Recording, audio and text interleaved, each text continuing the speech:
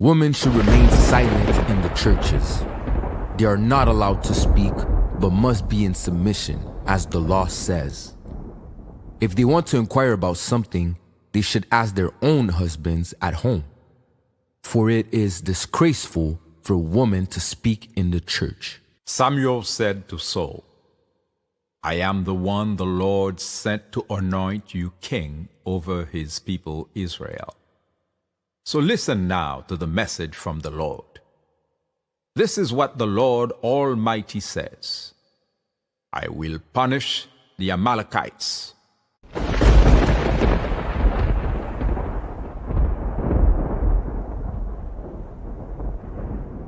Jésus, par ton sang précieux, enlève mon iniquité. Regarde-moi sur les cieux, dis-moi que tu m'as pardonné.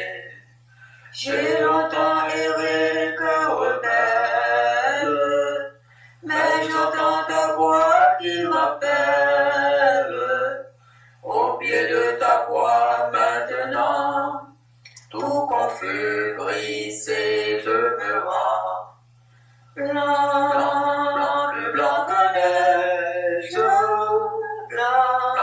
blanc, plus blanc que neige, lavé dans le sang de l'agneau, je serai plus blanc que la neige.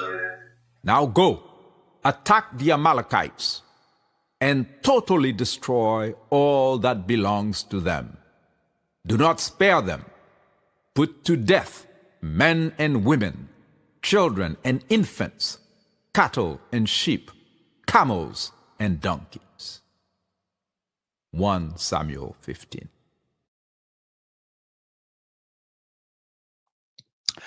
Greetings, everyone, and welcome to this episode of God is Not White, the 31st episode. And I really thank each and every one of you who have been steadfast in joining the program week after week.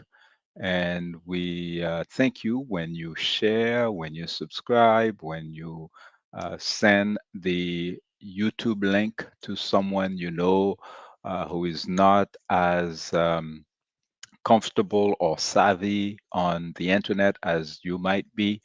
Absolutely appreciated, especially as we go through this conversation about how people of African descent have been negotiating, managing their relationship with Judeo-Christianity.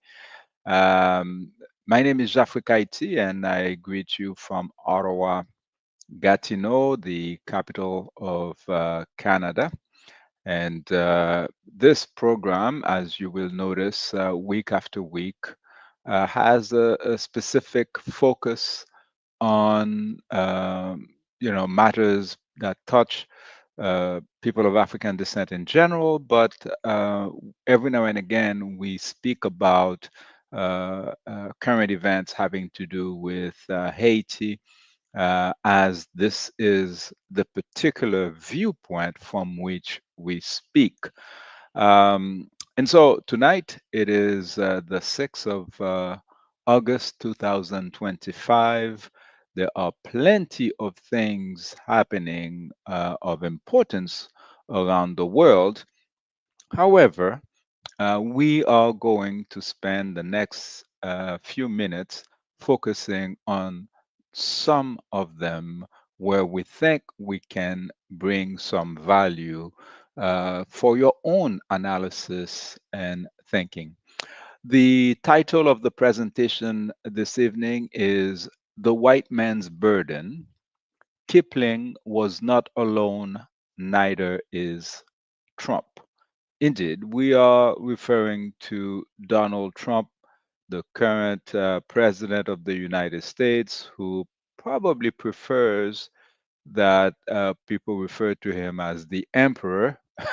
But since it's not yet official, the Donald will suffer that we do not refer to him as emperor just as yet. But the more important point that we're making here is that what we are living in our world today, as dramatic, as disturbing as they may be, they should not surprise us, and we would be making a huge mistake if we attribute them to a single lunatic. All right. Okay.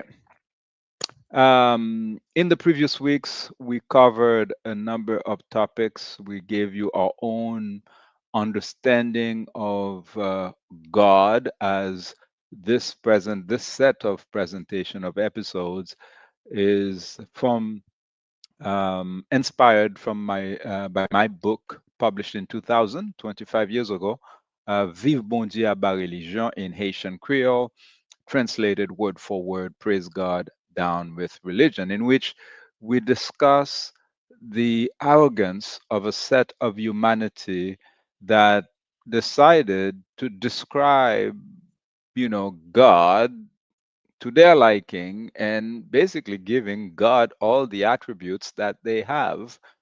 And we made the distinction between the religion that these people have established and what we see in nature, in the universe, as evidence of intelligent design, or AKA God.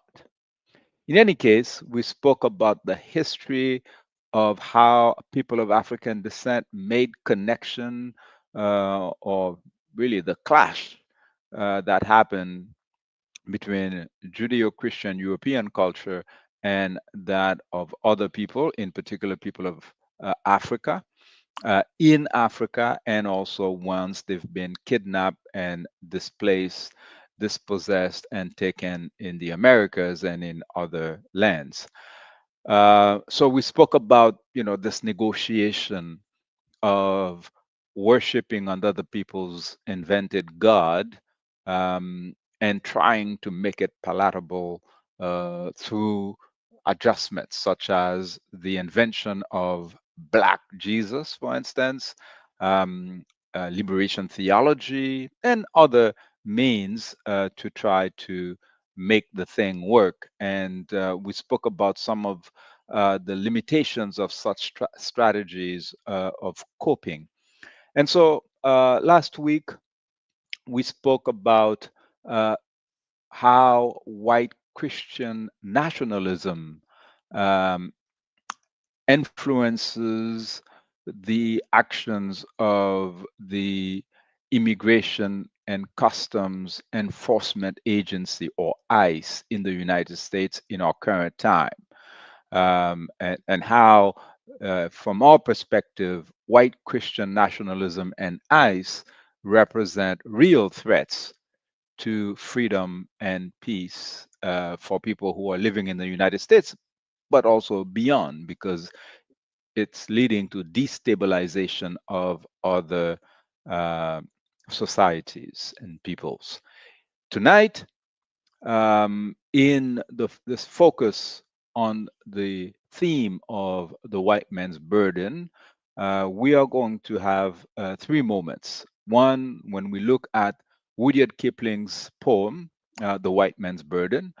A second one, where we look at the craziness that we've gone through in the last couple of years, where Donald Trump accused people of Haiti who are migrating from Haiti to the United States of eating their ducks, their cats, and their dogs, especially those in Springfield, Ohio.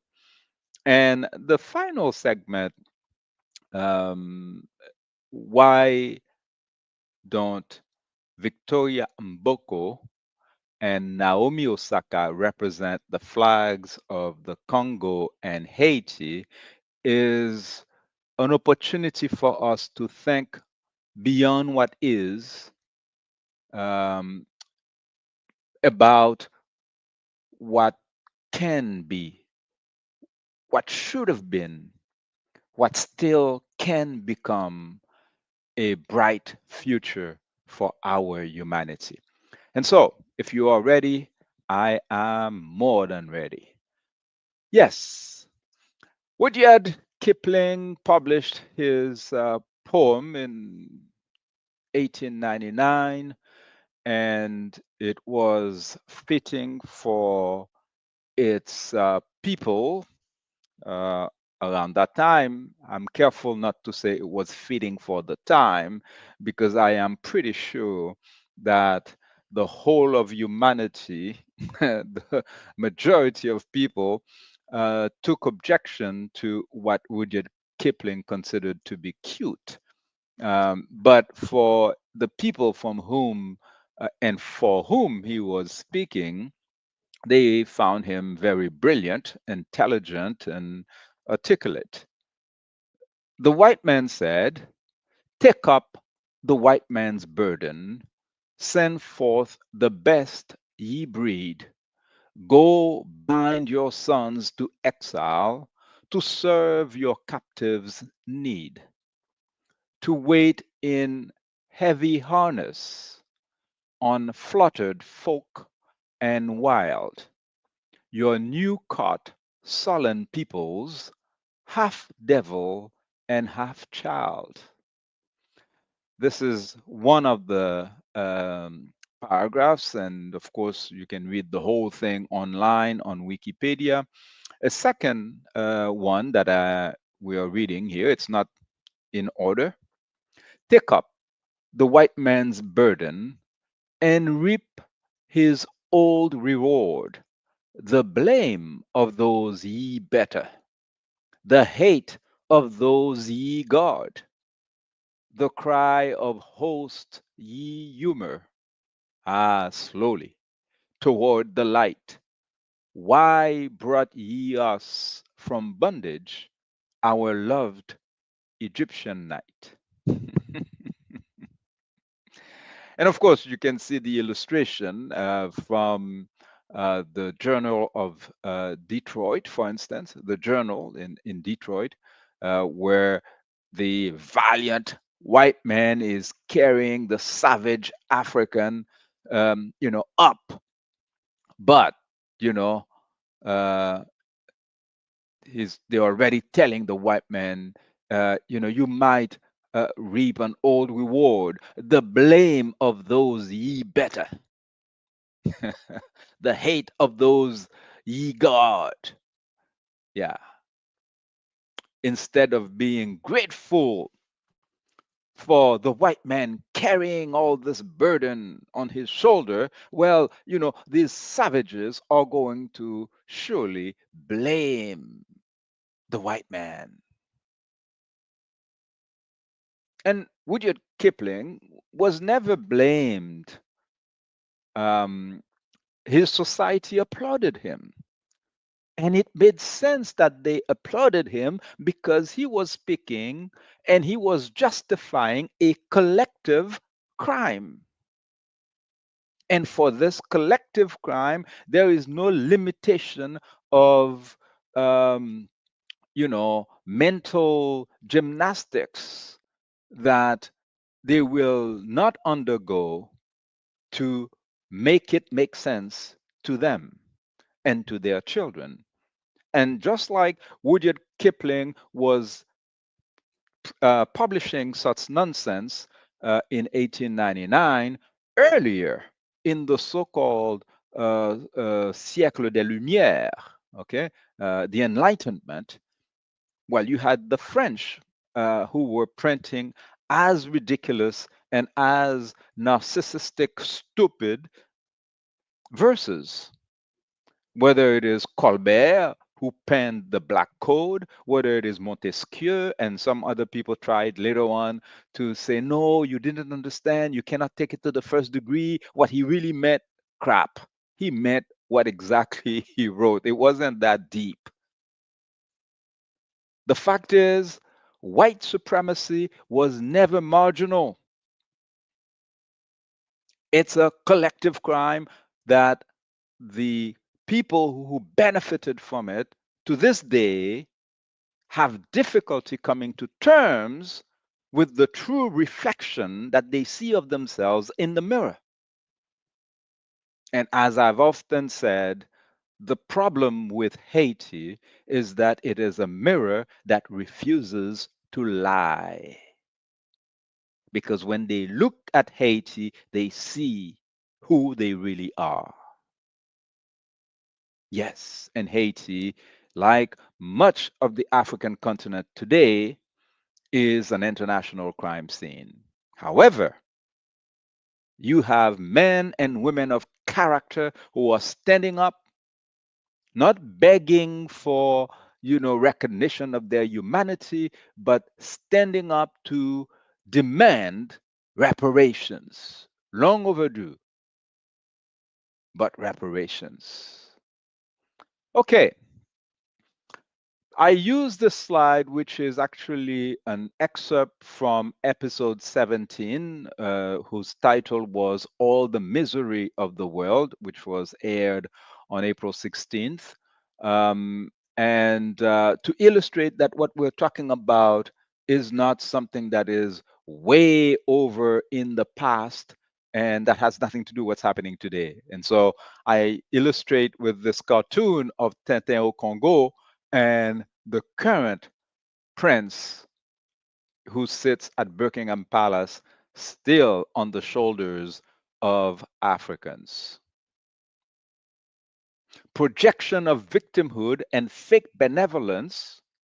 This is from the biblical time, of Joshua 10, attacking the Amalekites to steal their land, and then still telling himself and his own people that all of they're doing is for the own good of the people that they're spoiling. So from Joshua to Tarzan to Trudeau to Trump, and you can go on and on and on and on. It hasn't changed. And as we said in the Haitian culture, our saying is, c'est pas nous qui sous do bœuf là, c'est bœuf là qui sous dos nous. We are not the ones riding on the bull, but we are the ones carrying the beast. Don't get it twisted.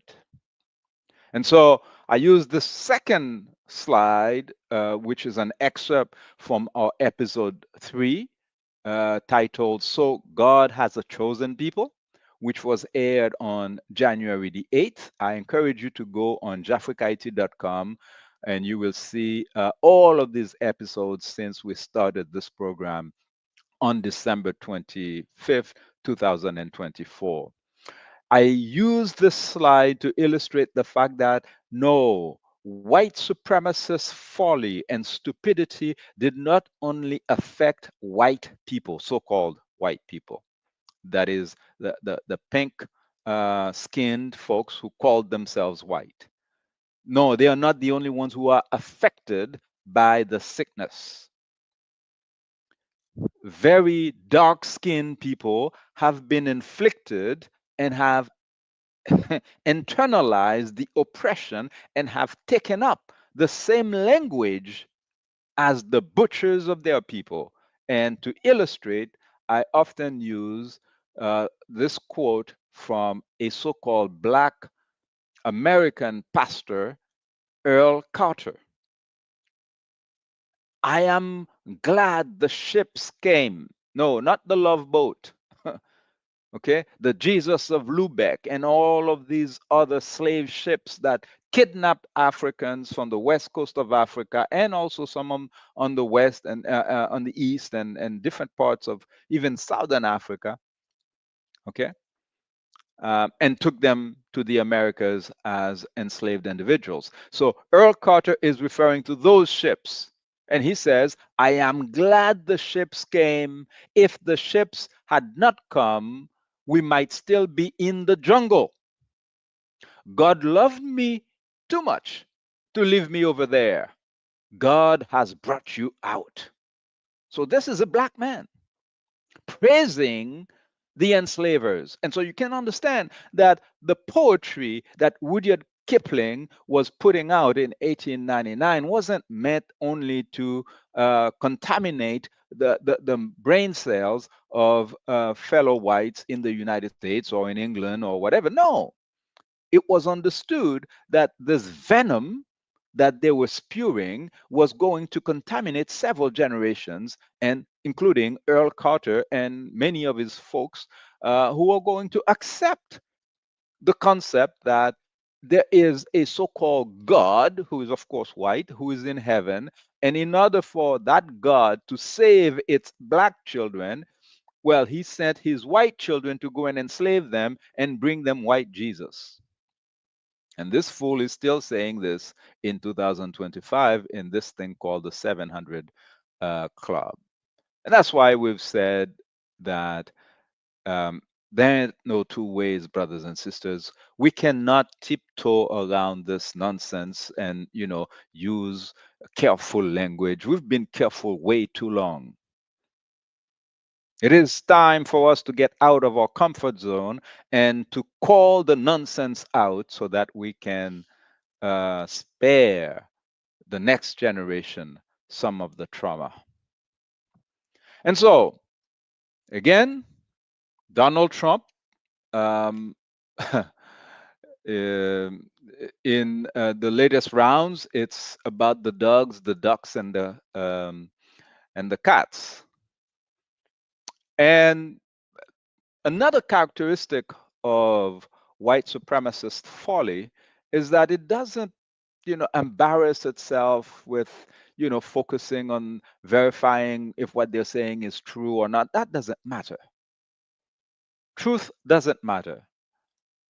What is important in the final analysis is the ability to take over properties, things that don't belong to us or to them, but that they desire to have and refuse to pay fair price for it. And so, in the case of Donald Trump, he saw the arrival of people of African descent, people of the indigenous people of the Americas, so-called black and brown people, if you use that kind of language, who are coming to the United States as threats. Of course, the man is a millionaire, perhaps billionaire, who knows? Um, but some of his businesses are questionable, and so hardworking people coming from these places are seen as a threat. Now, are there other people who telling him that doesn't make sense? Actually, these are the people who are helping the economy of Springfield, Ohio. But that Donald Trump doesn't care about that. He was in an election year, and he knew that there is a sizable number of people in the United States who will welcome this racist venom that he was spewing. And so Springfield's police department confirmed they have received no reports of such incidents, like Haitians eating the dogs and the cats and the ducks. During the debate, ABC News moderator David Moore corrected Trump, stating that Springfield's city manager had found no credible evidence to support these claims. Nevertheless, Trump maintained, I have seen on television. Yeah, I've seen people on television saying my dog was eaten and used for food. Yeah, it would have been funny if these ridiculous statements did not impact real lives of real people who are trying to find a place on the earth to breathe. For I always remind folks, I was born and raised in Haiti, and I did not come to Canada to skate on the Rideau Canal. I came here because of some very specific needs that human beings have to meet. And these needs, my parents considered that coming to Canada would make it easier. I would have a better chance of meeting them. And I thank them for this decision. However, When you have idiots like Donald Trump who think that they have a special right to inhabit the planet and to tell others where they can and cannot be, it is incumbent on all of us, the rest of us who have not lost our minds, to stand up for the most vulnerable among us who are running for their lives because bombs are being dropped on their territories. Terrorists have taken over their lands, and oftentimes those terrorists and those bombs are coming from the United States of America or the foreign policy of presidents of the United States. And that's why I applaud brothers and sisters all around the world of all shades, of all denominations, who are standing up with the cry that no one is illegal and that they must issue an amnesty so that everyone in the United States can be legalized and given the right to breathe the oxygen that none of us worked to create. All right. So folks are now talking about Donald Trump and as if he is an oddity. And this is an excerpt from my article published in 2018 titled From Haiti to Africa, US owes more than a Trump apology. This is from 2018. It's actually an interview that I did with the Real News Network. And in there, a couple of quotes. We have to put what Trump is talking about in this context. All of the leaders of Europe and white North America are preoccupied with building walls so that they can keep the wretched of the earth away from all the resources they have stolen from those same peoples. The Congo today is one of those countries that Donald Trump considers to be a threat because people are coming from the Congo to the United States. But the Congo is one of the richest places on the planet. End of quote. I encourage you to check out the article on therealnews.com website. And I made the point there that we would be mistaken to isolate Donald Trump as a lunatic, as if this is his policy and this only concerns him. Not true. As we are doing this program here, thousands of Africans are risking their lives crossing the Mediterranean only to be returned to the sharks in the Mediterranean. Thousands are drowning every year. They're trying to get to Europe, following the same path as their gold, their coltron, their uranium, their diamonds that are being stolen. And now you see what's happening with some of the countries of Western Africa, the Sahel region, that decided no, we want our mineral resources to serve our people. And of course, they're being attacked, not by just Donald Trump. We have to be honest about it. And we have to be courageous around the world as we were on April 30th of this year, where there was a great uprising of solidarity with the president of Burkina Faso, the young Ibrahim Traore, that Donald Trump was threatening. And so I encourage you to also check out this other article titled Many Cousins of Donald Trump Act Like Him But Speak Differently. Indeed. It's not how they speak that we must concern ourselves with. It's what they are doing. And many of Donald Trump's cousins are more polished than him, and they know There are certain things that the Ku Klux Klan czars used to say in their own meetings, but when they go in public and they wear the sheriff uniform, the police uniform, the mayor's uniform, then they use a different speech. But that made no difference for us African people. No, it didn't make it any better. In fact, it made it more difficult because some of our people are so gullible that they look at the mayor and they don't realize that no, it's the same Ku Klux Klan. Nah, what we need to fight and defeat is white supremacy, not the individuals. And so I posited on that article that we must address the core issue. That is to make sure Africans, Haitians, get access to their natural resources. To me, that's the most important question, not the fact that Americans have elected a bigot at their head. Of course, I was saying that in 2018. Now I can say again.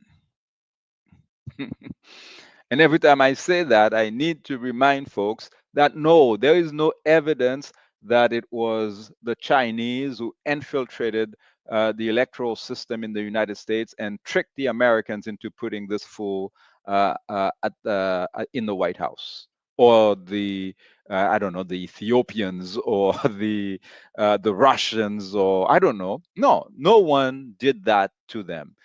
They chose this guy. Therefore, he's a representative of the United States. And it makes sense because we have not yet abandoned white supremacy.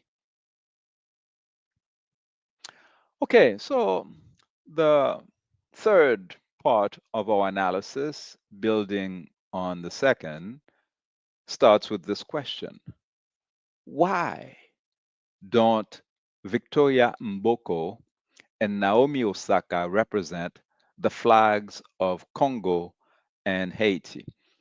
You know, I was looking for my phone to see if I could actually check out the results of the semifinal that is going on right now, where Victoria Mboko, this 18-year-old daughter of Africa, both of her parents from the Congo. She was born in New York of these Congolese parents, raised in Toronto, and plays under the flag of Canada. She's now playing Ribalenka in the semifinals in Montreal.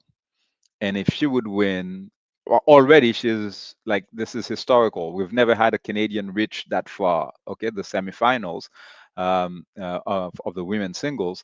And if she would win, she would be going into the finals. Okay, historical. On the other hand, we have Naomi Osaka, former world champion. She's won Grand Slams. She's, the U.S. Open that she won against Serena Williams is epic. Um, Very, very overall beautiful person.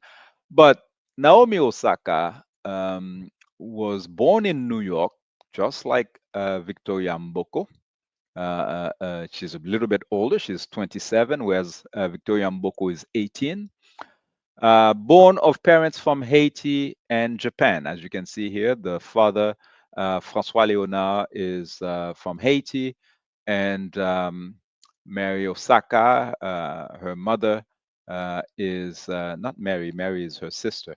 Her mother, whose last name she carries, Osaka, is from Japan. She was raised in the United States and plays under the flag of Japan. And so we ask the question, why doesn't Victoria Mboko play under the flag of the Congo? You can see the stats here of all the great things that she's done in just a few weeks, this year. And if we ask the same question with regards to why Naomi is not playing for Haiti, of course, the question is complex, and there are many factors that we would need to consider. But in the next few slides, I suggest that the answer to that question has more to do with the Jesus of Lubeck, the assassination of Prime Minister Patrice Lumumba in 1961, the US coups against President Jean-Bertrand Aristide of Haiti in 1991 and 2004, and what is called the Ottawa Initiative on Haiti, which is when a group of white men and women met here in Ottawa in 2003, and they decided they didn't like the government of Haiti, the 7,000 elected officials who were running the country at the time, and they were going to topple them and put other people in their place. Yes, the answer as to why Victoria Mboko and Naomi Osaka do not represent the flags of Congo and Haiti have more to do with those things than with the Mayflower landing in the United States or the Love Boat. Because it is not the Mayflower or the Love Boat who brought their ancestors to this side of the world. It is not just regular migration. It is unnatural things such as the CIA collaborating with their white Belgian associates to assassinate the first prime minister of the Congo, freed from the horrendous crimes of Leopold in 1961. And so, of course, for the longest time, they hid the facts about how, the government of the United States and even Canada participated, mobilized the United Nations to arrest Patrice Lumumba and deliver him to the people who were going to torture and murder him. And to this respect, um, there are so many great books written by this Canadian author, Eve Engler. This is one of them. Lester Pearson's Peacekeeping, The Truth May Hurt. He also penned Canada in Haiti, Waging War on the Poor Majority. All of these things expose how white supremacy still infiltrates in foreign policy of countries such as Canada. Yeah, pristine Canada. Now, if Canada has this kind of stain in its foreign policy, imagine the United States. Imagine Britain. Okay? We have not done our homework yet, people, in order to bring the world to a better place. And so, this image I often use to make the connection between Haiti and the Congo. Patrice Lumumba, when he was assassinated in 1961, was only 35 years of age. Jean-Bertrand Aristide, when he was elected the first time in Haiti, was 37 years old. Okay?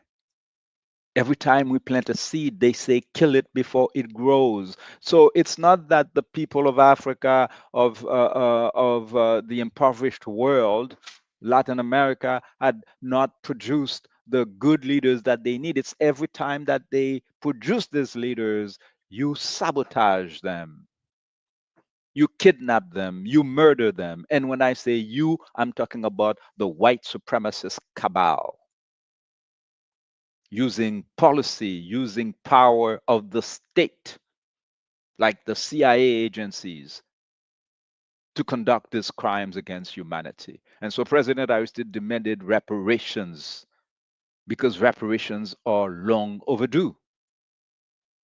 And like Patrice Lumumba said, history will one day have its say, but it will not be the history that Brussels, Paris, Washington, or the United States will teach, but that they will teach in the countries emancipated from colonialism and its puppets. A history of glory and dignity. Further, he said, dead, living, or free, or in prison on the orders of the colonialist, it is not I who counts. You understand this? We're talking about fearless men and women of character. You cannot intimidate such people because they've conquered fear. You've deprived them of dignity, of everything that they have. So you cannot intimidate them anymore. And so, as you watch this Haitian lady, you know, wearing her red dress and her, heels crossing the street, of course, she realizes these are ugly streets. She realizes these waters and this filth that is in all her surrounding is not fitting for a noble mother carrying her baby boy. But yet she walks, she strides across the street with the dignity that President Aristide always talks about. You cannot define people by the clothes that they carry, by the impoverishment that you force them to live under. And that's why enslaved, the African woman and man was creating music. You enslaved them, they invented jazz, they invented rock and roll, and they conducted scientific experimentation when you stole their patent and put it under your own name, thief. You cannot intimidate such people. It is time for you to regain your own humanity. And the only way for you to do that is through reparations. And there won't be any repentance without reparations. You got to pay back because the coltan of the Congo and the gold of Haiti must serve to build better lives for the impoverished Africans of the Congo and Haiti. And then the next Mboko will be playing for the Congo. The next Naomi, Osaka or not, will carry the flag of Haiti because Haiti deserves champions as well. And we thank Japan for having stepped up and providing, the um, uh, training and the support that Naomi requires in order to do so. However, you will see why um, it is not a loss, but rather a gain, not only for Haiti, for the Congo, but for humanity. Here, as Victoria is probably still playing the semifinal match, a quote from this article saying that on December 15th, 2019, international rights advocates, um, a human rights organization based in Washington, D.C., filed a lawsuit against Google, Apple, Tesla, Microsoft, and Dell on behalf of 14 Democratic Republic Congo parents and children. The corporations were accused by anti slavery economist Siddharth Kara of complicity in the deaths and severe injuries of miners employed in the cobalt mines. No, these phones, computers that we are using do not come freely. They come at the price of human lives being destroyed, innocent human lives. And so, yes, as we watch this beautiful daughter of the Congo play beautiful tennis, let us remember that she is playing under the flag of Canada because some nations, some foreign policies were applied to rob the Congo of millions of its geniuses in all spheres of life, including sports. Now, so am I playing politics with sports? Damn right. This is what Muhammad Ali taught us when they tried to instrumentalize his talent for the benefit of their war machine. And they wanted him to go and kill his brothers and sisters in Vietnam. And he said, hell no. You go and kill the Vietnamese yourself, you coward. And they threatened him. They said, we're going to put you in jail. We're going to take your belt. He said, well, go ahead. Whatever you take from me, I can gain again. That's what you've been doing all along, anyways, right? Muhammad Ali taught us all of that. And so, when our little sister Naomi Osaka stood and did what giant basketball players and football players even collectively refused to do, a number of people blamed her and said, well, she should focus on tennis. Yeah, just run and be pretty, right? No, Naomi said, there's crisis in our world. And she listened to Nina Simone's admonition saying, the artist's duty is to represent the time in which we live. And so she got on the tennis court wearing those masks with the names of the slain black men and women murdered by the government of the United States, such as Breonna Taylor. Yeah, it's not sufficient for us to go to a couple of demonstrations about George Floyd, etc. It's the importance of mobilizing the power that we do have to stand for what is right. And that's what Naomi did back then. And she said, it is sad that 7 masks isn't enough for the amount of names, right? Because we know how many black men and women that the police in the United States have killed because they are walking the streets while black. That's not a crime. And so the other day, our very, she has a wicked sense of humor and being very calm and clearly, she's a shy person.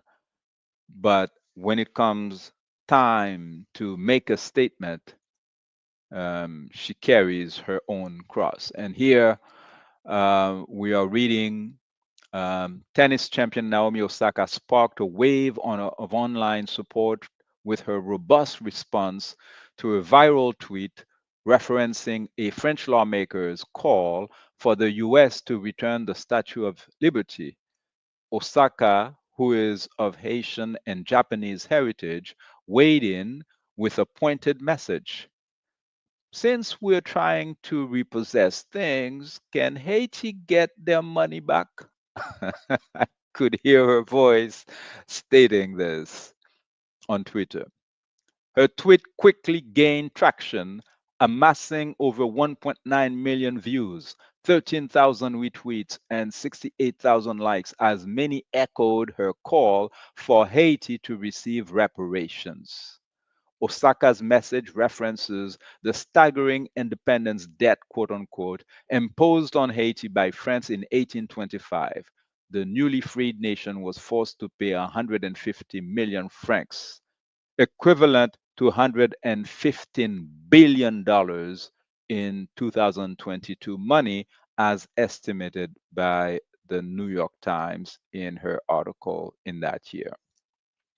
This is the money that President Jean-Bertrand Aristide demanded that France returns to Haiti on April 7, 2003, and that request for restitution was met by a familiar response.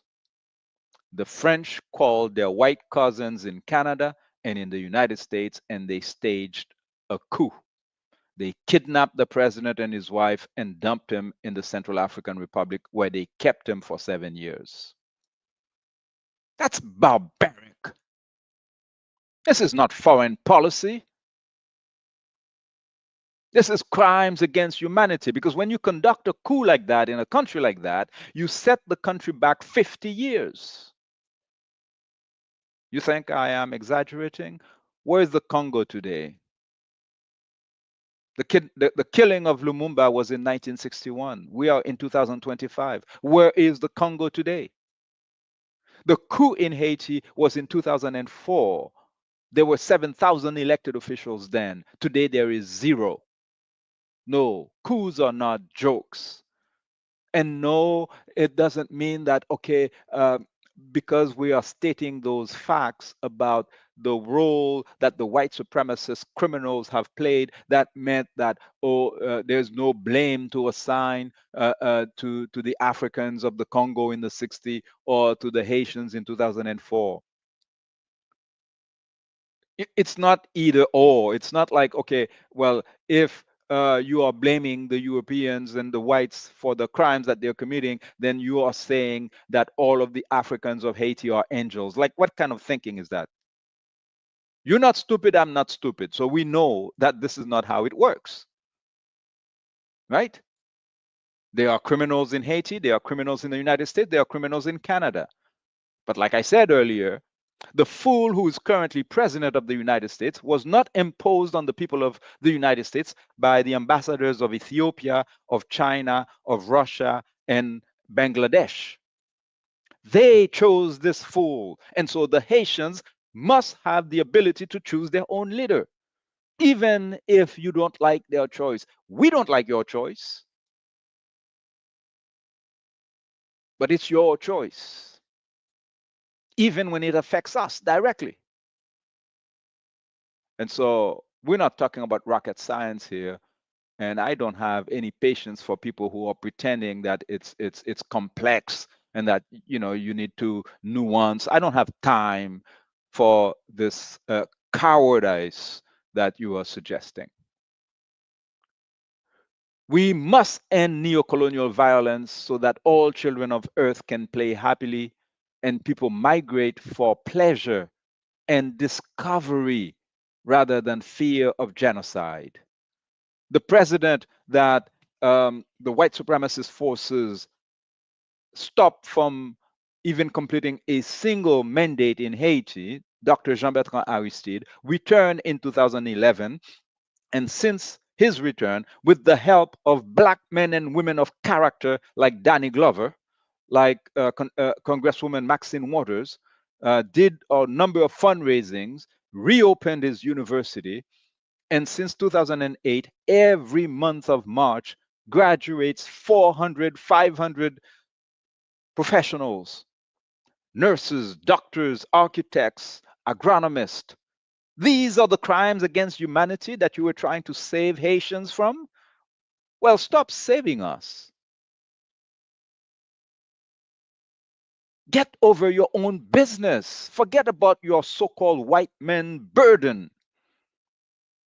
Get your nose out of our freaking business. We don't need your help. We don't need your help in the Congo. We don't need your help in Burkina Faso. We don't need your help in Mali. We don't need your help in Haiti. Get out. In what language must we say it?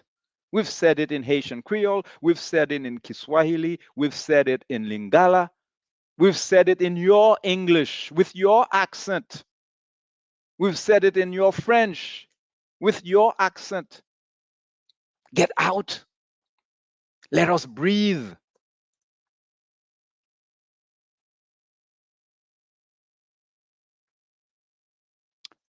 Yeah, you feel threatened when a few hundreds or thousands of us show up at the border, because all of a sudden you feel that you don't reckon. I've heard it.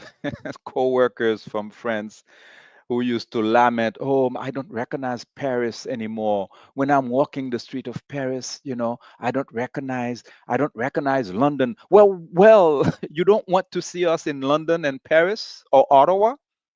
Well, get the fuck out of our countries. Leave our culture alone. Leave our gold alone. Go live in your own little ghetto. Listen to Bach and Mozart all the time. Okay? And we will take our ass to Africa and live among ourselves. And we'll see how long you last. Okay? This is not what we're proposing. We're not saying that this is how it has to go down. But we're tired of you. You refuse to civilize and behave like normal human beings on the planet. If you don't wish to see hordes of impoverished black and brown people show up at your borders, it is simple. Stop messing our native countries. I encourage you, brothers and sisters, to take a look at these references. And I encourage you to also research some of the wisdom that the early inhabitants of North America, Turtle Island, have left for us. Those who understood that it is barbaric to suggest that human beings are aliens on planet Earth. So far, there's only this one planet that we can inhabit. And so if we are intelligent, we will get along and make sure that we share the resources of the planet equitably. For there shall be no peace without justice. This is all I had to share with you, brothers and sisters, and it is time to part ways again.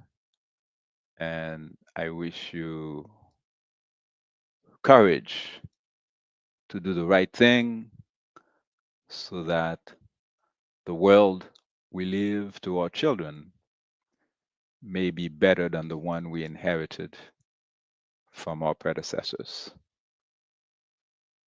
Aibobo.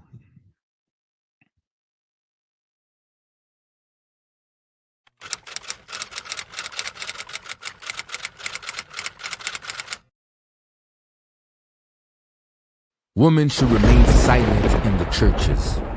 They are not allowed to speak, but must be in submission, as the law says.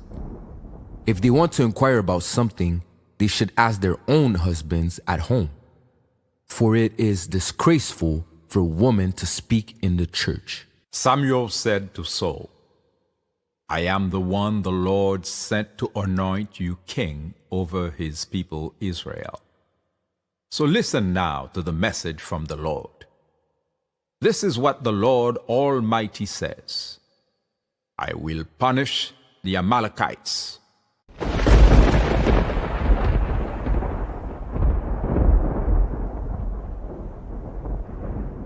Jésus, par ton sang précieux, enlève mon iniquité. Regarde-moi sur les cieux, dis-moi que tu m'as pardonné. J'ai longtemps erré cœur rebelle, mais j'entends ta voix qui m'appelle. Au pied de ta croix maintenant, tout confus, brisé, je me rends. Blanc, blanc, plus blanc que neige, blanc, blanc, plus blanc que neige, lavé dans le sang de l'agneau, je serai plus blanc que la neige. Now go, attack the Amalekites, and totally destroy all that belongs to them. Do not spare them. Put to death men and women, children and infants, cattle and sheep, camels and donkeys. 1 Samuel 15.